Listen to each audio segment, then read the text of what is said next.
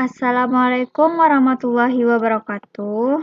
Perkenalkan, kami dari kelompok 11 yang beranggotakan Misulan Haryadi, Sapna Efrizon, Tasya Amelia, dan Widya Wahyuni akan mempresentasikan materi evolusi mengenai evolusi molekuler bagian kedua.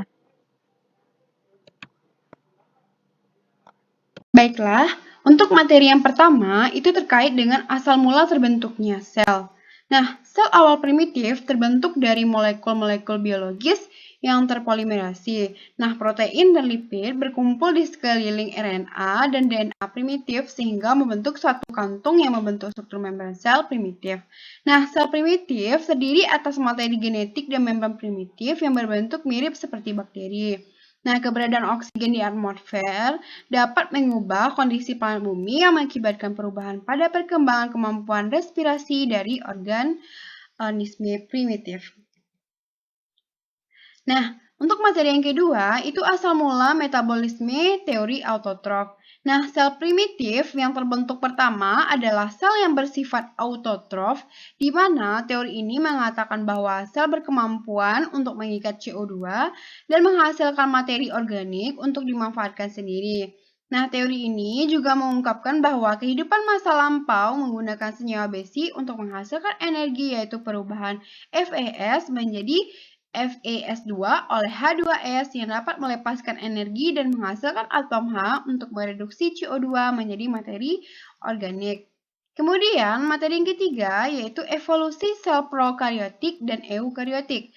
Nah, para ahli berpendapat bahwa prokariot itu lebih berkerabat dekat dengan progenot daripada eukariot, di mana prokariot diklasifikasikan pada eubakteria dan yang lainnya diklasifikasikan pada domain Archaea. Para ahli juga mengungkapkan bahwa eubakteria berevolusi dari Archaea primitif dan eukariot berevolusi dari eubakteria. Nah, Archaebacteria memiliki lebih banyak persamaan dengan eukariotik dibandingkan dengan eubakteria, di mana tingkat perbedaannya itu antara lain. Satu, tingkat kemampuan beradaptasinya, kemudian yang kedua, kemampuan bereproduksi, yang ketiga, umur organisme spesies, yang keempat, ukuran tubuh organisme, dan yang terakhir itu peluang terjadinya aliran gen. Sekian dari saya. Baiklah, di sini saya akan menjelaskan materi mengenai molekular filogeni. Molekular filogenik merupakan alat untuk merekonstruksi sejarah biologi organisme berdasarkan kajian molekuler terhadap materi genetik. Nah, pada molekular filogenik ini akan ditemukan beberapa istilah. Yang pertama yaitu ada filogenetik, kemudian ada fenetik, kemudian ada kladistik, kemudian ada kladogram, dan yang terakhir ada dendrogram. Nah, filogenetik itu merupakan suatu studi yang membahas tentang hubungan kekerabatan antar organisme melalui analisis molekuler dan morfologi. Kemudian ada fenetik. Fenetik itu merupakan suatu studi yang mengklasifikasikan berbagai macam organisme berdasarkan kemiripan morfologi dan sifat lainnya, di mana ia tidak bergantung pada asal evolusi organisme yang bersangkutan. Kemudian ada kladistik. Kladistik itu merupakan suatu studi kasus untuk mengelompokkan makhluk hidup berdasarkan asal evolusinya. Kemudian ada kladogram, di mana kladogram itu merupakan gambaran pohon evolusi dari hasil studi kladistik. Nah, yang biasa dikenal dengan pohon filogenetik. Kemudian yang terakhir ada dendrogram. Dendrogram ini merupakan diagram bercabang yang menggambarkan hierarki kategori berdasarkan derajat kesamaan sejumlah karakteristik dalam taksonomi. Nah, selanjutnya membahas mengenai analisis filogenetik. Analisis filogenetik merupakan untuk mempelajari hubungan kekerabatan antar organisme melalui analisis molekuler baik dari sekuen DNA maupun sekuen protein. Analisis filogenetik ini termasuk ke dalam mutasi netral, di mana yaitu mutasi ini tidak menyebabkan perubahan produk protein. Nah, mutasi netral ini cenderung terakumulasi pada garis keturunan netral yang terjadi dalam laju konstan. Untuk protein terkonservasi, maka dapat ditentukan pola percabangan dari pohon filogenik. Jarak evolusi memisahkan organisme dalam pohon filogenetik yang dinyatakan dalam unit-unit mutasi nukleotida. Ini merupakan gambaran dari kladogram atau pohon filogenetik ikan genus Saroterodon dan kerabatnya, di mana pada lengan terdapat angka-angka yang menunjukkan persentase homologi antara organisme yang satu dengan lainnya. Nah, analisis pada gambar ini menggunakan AFLP. Kemudian terdapat kotak berwarna biru, hijau, dan merah. Itu menunjukkan adanya perbedaan analisis kekerabatan antara penggunaan AFLP dan DNA mitokondria. Selanjutnya itu ada urutan paralogus. Paralogus itu merupakan gen yang dilokasikan pada organisme yang sama karena duplikasi gen. Sementara ortologus itu merupakan gen yang homolog yang ditemukan pada saat pemisahan spesies dan dibedakan saat terbentuknya organisme. Ini merupakan gambar dari sekuen paralog dan ortolog. Suatu gen moyang diduplikasi dan memisah menjadi gen A dan gen B yang merupakan paralog. Kedua gen tersebut terdapat pada dua spesies moyang yang telah memisah menjadi spesies 1 dan 2.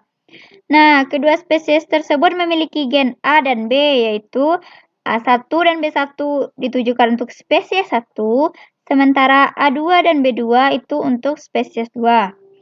Masing-masing gen tersebut masih paralog. Kemudian, sejak terjadi pembentukan spesies 1 dan 2 menjadi spesies yang berbeda, gen A1 dan A2 merupakan ortolog, gen B1 dan B2 itu juga ortolog. Baiklah, selanjutnya ada materi yang ketujuh tentang klasifikasi biologis berdasarkan data molekuler. Semua makhluk hidup mensintesis protein dari ribosomnya sendiri. Ribosom dimiliki oleh semua organisme, sehingga analisis filogenetik berdasarkan ribosomalnya RNA atau rRNA akan lebih efektif untuk menentukan garis hubungan antara organisme, sehingga membentuk pohon filogenetik yang mewakili semua makhluk hidup. Nah, selain itu, molekul ribosom sangat sedikit berubah karena sintesis protein merupakan bagian yang sangat vital, sehingga ribosom tidak boleh banyak berubah. Nah, perubahan pada ribosom akan menjadi pengaruh kelangsungan sintesis protein. Oleh sebab itu pun, mutasi akan berjalan sangat lambat pada gen pengkode ribosom. Nah, garis hubungan berdasarkan rRNA dapat membentuk suatu pohon filogenetik pada skala yang lebih luas dibandingkan klasifikasi makhluk hidup yang telah diajukan selama ini.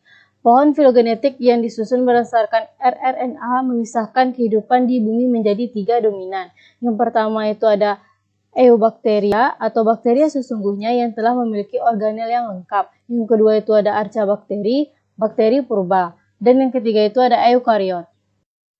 Nah, selanjutnya itu inilah gambar pohon filogenetik 3 domain makhluk hidup berdasarkan perbandingan sekuen rRNA. Selanjutnya, yang ke-8 ada sistem klasifikasi makhluk hidup. Sistem klasifikasi makhluk hidup dahulu mengelompokkan makhluk hidup dalam 5 kingdom, yaitu kingdom Monera, Protista, Fungi, Plante, dan Animalia. Semua organisme prokaryotik atau tidak memiliki membran inti dikelompokkan menjadi kingdom Monera. Selanjutnya, kingdom Monera dibagi menjadi 2 subkingdom, yaitu Archaebacteria dan Eubacteria. Perkembangan sistem klasifikasi terbaru memisahkan subkingdom Archaebacteria dan Eubacteria menjadi dominan yang berbeda, sehingga terbentuk klasifikasi 3 dominan, yaitu ada Archaea, ada Eubacteria, dan Eukarya. Selanjutnya ada domain Archa dan Eubacteria merupakan makhluk hidup dari golongan prokaryotik, sedangkan domain Eukarya merupakan makhluk hidup dari golongan eukaryotik.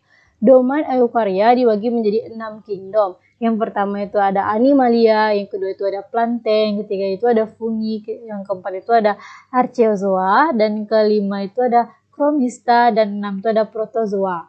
Nah, pemisahan organisme prokaryotik menjadi 2 domain yang dilakukan karena ditemukan adanya perbedaan pada kedua kelompok organisme prokaryotik tersebut. Nah, terutama pada susunan nukleotida, rRNA, dan perbedaan susunan kimia dinding sel dan membran plasma. Carlos, seorang ilmuwan dari University of Illinois, adalah ahli yang pertama kali mengusulkan pembagian organisme prokariotik menjadi Archaebacteria dan Eubacteria. Hus meyakini bahwa Archaebacteria merupakan organisme pertama yang tinggal di bumi karena kemampuannya untuk hidup di lingkungan ekstrim. Oleh karena itu, diberi nama Archaebacteria. Atau dari bahasa Yunani, archa yaitu berarti kuno dan disebut juga sebagai bakteri ekstremofil. Nah, selanjutnya itu Eubacteria juga berasal dari bahasa Yunani, yakni dari kata eu yang berarti sejati atau sesungguhnya dan bakteri yang berarti bakteri. Nah, Eubacteria dianggap sebagai bakteri sesungguhnya karena strukturnya benar-benar berbeda dari sel eukariotik.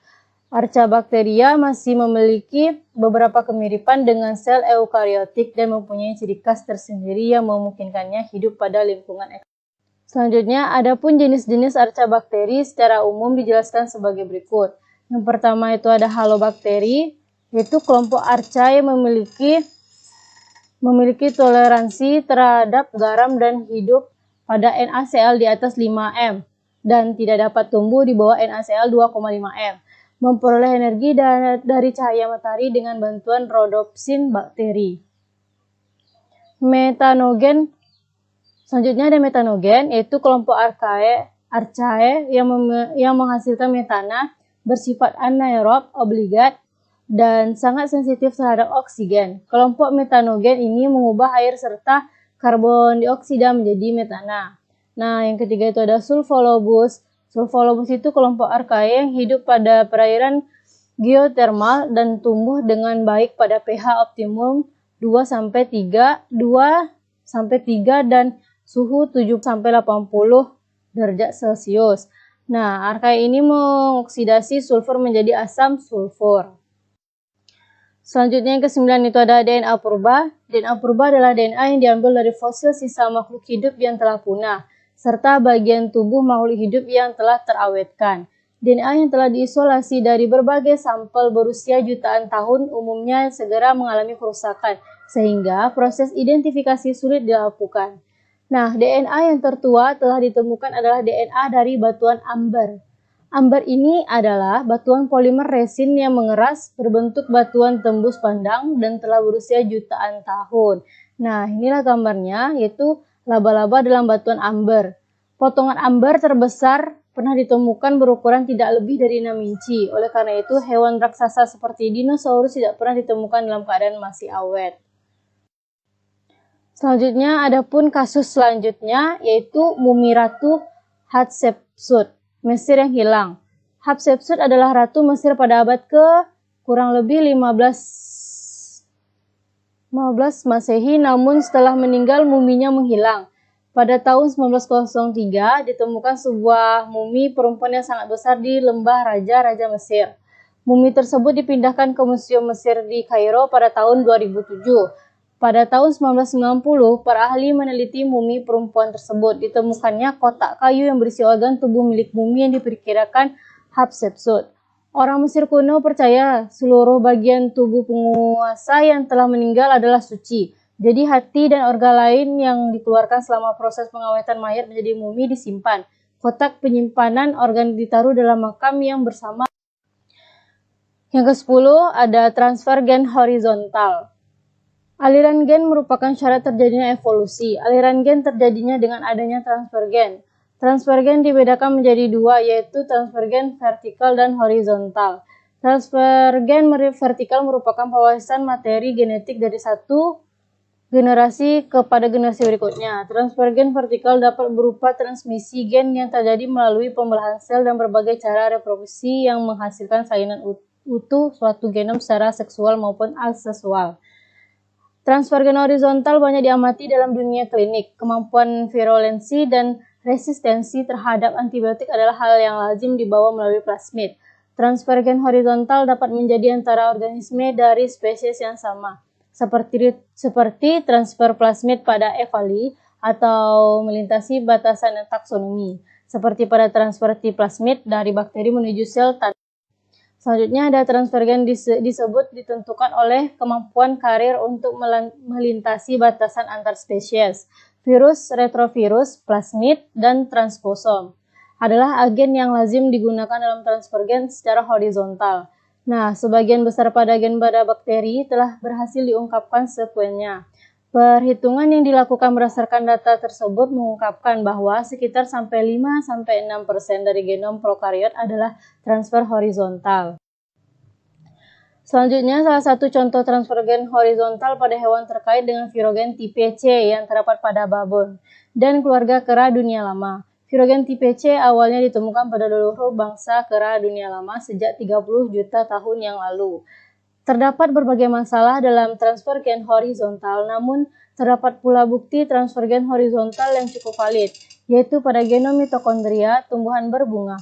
Gen untuk protein ribosom tertentu pada mitokondria terbukti telah ditransfer dari garis keturunan tanaman monokotil menuju beberapa garis keturunan dikotil. Salah satu contohnya adalah transfer gen RPS2 pada tanaman kiwi atau actinidia dan gen RPS11 pada tanaman sanguinaria. Nah, itulah materi dari saya. Selanjutnya saya kembalikan kepada moderator. Selanjutnya, kita akan membahas mengenai hipotesis moyang manusia. Nah, model hipotesis moyang manusia ini terdiri dari dua model. Yang pertama ada model Noah Ark, dan yang kedua ada model multiregional. Model Noah Ark merupakan suatu model yang mengusulkan beberapa cabang garis keturunan manusia yang telah punah beberapa kali dan digantikan oleh garis keturunan lainnya. Pergantian tersebut terjadi secara relatif pada turunan yang berasal dari satu kelompok, yaitu dari Afrika. Nah, model Noah Ark ini lebih bisa diterima oleh beberapa ahli atau para ahli. Kemudian ada model multiregion. Model ini mengusulkan jika Homo erectus itu berkembang menjadi Homo sapiens secara simultan melalui Afrika, Asia, dan Eropa. Nah, pada perkembangannya terjadi interaksi satu sama lain antar percabangan.